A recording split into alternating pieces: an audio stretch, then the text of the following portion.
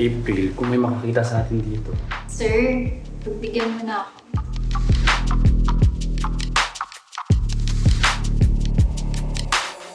Nakita tayo ng gwardiya, nakakahiya. Ito kumpanyan to, pinaghirapan ito ng mga magulang ko. Pagdesisyonan ko na tanungin ka kung pwede mo ba akong pakasalan. I do. Gusto ko isuot mo rin sa akin yan. Ayaw mo ba nung bigay ko sa'yo? Gusto ko, iparamdam mo sa akin na mahal mo ako.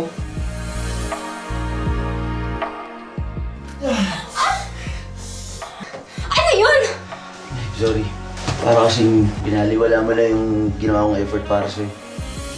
Waiter! Mag-isa lang ba? Okay lang ba if samahan kita? Bakit yan dito? May sinasara akong construction deal. Akala ko, gusto ni client ng konting lambing. Eh di inunahan ko siya. Paano inunahan? Ganon. Konting paa-paa. Okay naman ah.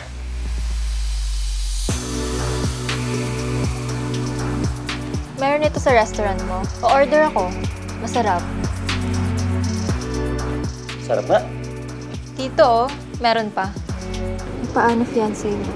Kung ano man meron tayo dito, dapat di na siya kasali. Ito nga lang kasi yung natitira para sa sarili ko.